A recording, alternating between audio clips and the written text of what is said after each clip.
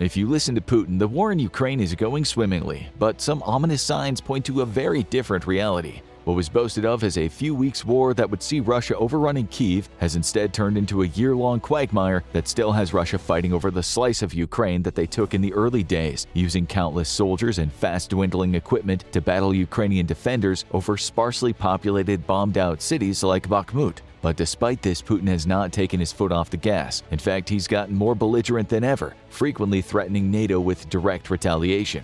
But for those reading the tea leaves, all the evidence is pointing to the fact that the Russian war effort may be reaching a disastrous turning point. The first indication that the war is going bad for Putin might be that he's increasingly belligerent again. He's stepped up his threats against the West, claiming that every new step by NATO is risking nuclear war. But in terms of who's actually risking nuclear war, it's only him. In recent days, Putin announced the suspension of the last major nuclear weapons treaty between the US and Russia. New START, which took effect in 2011, only had 3 years left before it had to be renewed. But now Putin is pulling out effective immediately. This treaty allowed each country to obtain information on the other country's nuclear arsenal through inspection, and was part of a larger effort post-Cold War to prevent the uncontrolled growth of nuclear weapons. So what does this mean in practice? Experts say it's not the sign of strength Putin wants it to be. For one thing, Putin is now free to update his nuclear arsenal without any oversight. Russia has the world's largest nuclear arsenal, but that might be deceiving. Much like the US, Russia developed its nuclear arsenal during the Cold War, when the primary goal was to ensure mutually assured destruction between the two superpowers. If either one fired off a nuclear weapon, odds were that all life on Earth was going to die. That thankfully never happened, and the weapons just sat in storage for decades, waiting and biding their time.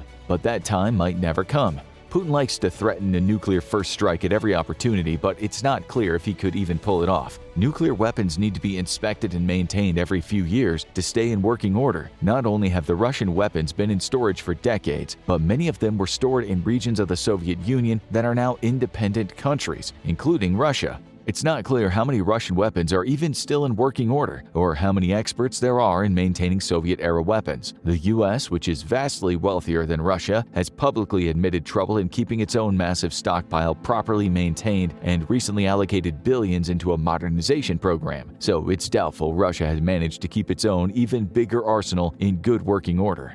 Now Putin has a reason to want new and modern weapons. It's possible that his withdrawal from the New START treaty might just be a game of brinksmanship and intimidation, but it's also possible that Putin is planning to ramp up production on a modern wave of nukes. However, there are some mixed signals on that front. Only a few days after withdrawing from the treaty, Putin clarified that it was only a partial withdrawal and would not lead to the design of new weapons. This means that the only point of the move was to make Westerners even more scared about the possibility of nuclear war, a fear that Putin uses to manipulate the West into self-deterrence. Of course, like many things about the war, what Putin says and what he does might be very different. If Putin had the chance to add new and more powerful nuclear weapons that didn't date back 40 years to his arsenal, the odds are he would jump at the chance. But he's not, which indicates it might be yet another area where Russia is being frozen out. It's well known that Russia is more isolated than ever before, with most of the world sanctioning Russia and cutting it off from the global economy. Its only consistent allies are its satellite state Belarus, fellow outlaw states Iran, North Korea, and Venezuela, and a few stray countries like Nicaragua and Mali that back it up at the UN.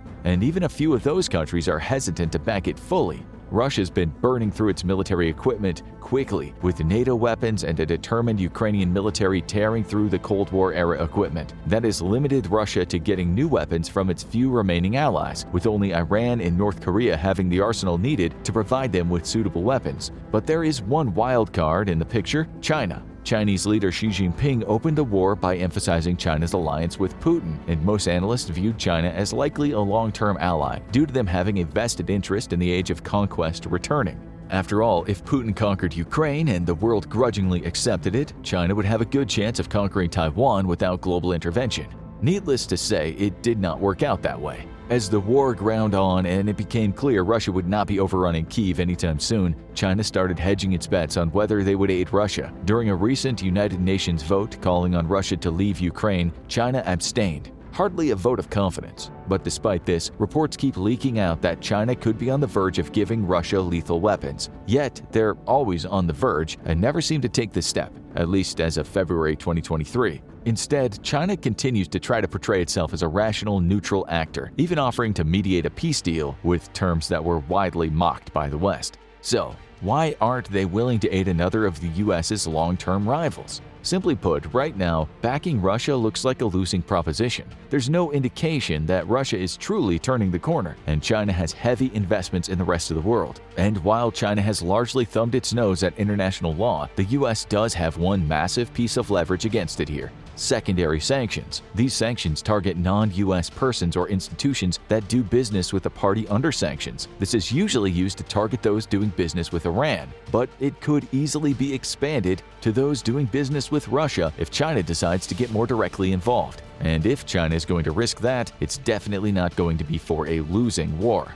And it may not be in China's best interests right now. Analysts say that if China decides to give lethal aid to Russia, it would formally transform Ukraine into a proxy war and essentially kick off a full Cold War between the US and China, one that could easily turn hot. And if that's going to happen, China wants it to be on its timeline. That means Russia is largely on its own as it enters the next phase of the war. But Putin is acting as confident as ever. He's looking to intimidate the world, announcing a ramp-up in weapons and likely mobilization to try to push deeper into Ukrainian territory. But neither of these might work out how he's hoping. Another bad sign for Putin came shortly after he announced the withdrawal from the New START treaty. As Russia attempted to test a new intercontinental ballistic missile, there was clearly an attempt to intimidate the West and remind them that Russia could still hit them anywhere and at any time. Except that seemed like they really couldn't. The RS-28 Sarmat missile, known as the Satan II, could carry a 10-ton payload, but reportedly failed at liftoff this time. Russian media, of course, made no mention of the test, but insiders reported that it was yet another black eye for Russia.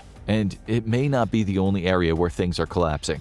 Russia has been heavily rumored to be preparing for a spring mobilization and surge full of shock and awe, designed to finish off the last of Ukrainian defenders in the east and begin the process of retaking the Black Sea and pushing toward Kyiv. But in recent weeks, the noise had quieted down, and while more Russian troops are flooding into Ukraine, they're mostly clustered around Bakhmut, where the Russians are slowly grinding down the opposition, but losing far more troops in the process, which means Russia will need more troops, and soon.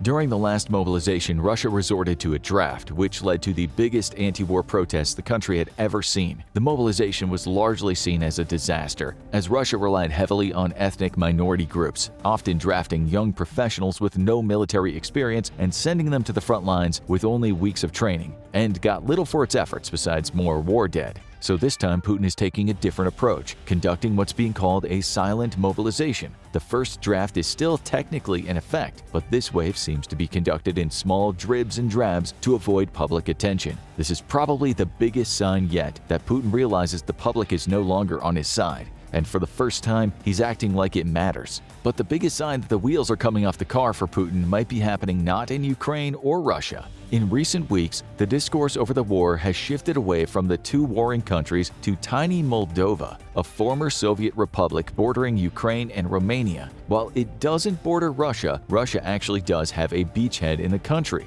The region of Transnistria, a breakaway region that seeks independence with Russian backing. There are even Russian troops in the region, troops that could be used to surge into Ukraine and open a new front in the war. But right now, Moldova is concerned about something else. In recent weeks, Moldova saw its government collapse and Russian missiles fly over the small country. This was seen as part of a plot by Russia to collapse the government and replace the pro-Western leadership with a pro-Putin flag. But it failed utterly, as President Maia Sandu not only appointed a new pro-Western prime minister, but openly accused Putin of being behind a coup attempt and met with Ukrainian leader Volodymyr Zelensky to share details of Russia's plotting in the region. In the days after, Sandu reached out to NATO and the West for support, bringing the country closer to formally joining the alliance. Which means that the West isn't just aware of Putin's actions, they're not afraid of him anymore. In the past, Putin's intimidation has meant that he's able to run roughshod over the independence of former Soviet republics. The international community watched as he annexed Crimea with impunity and interfered in the politics of border nations repeatedly. They assumed that by letting him get away with it, it would keep him from embarking on a full war of conquest, which was proven wrong in Ukraine. Putin's goal of launching the war was creating a new world order, one where he could hold all of Europe at nuclear blackmail and begin recollecting the countries of the old Soviet Union. But that only happens when you win.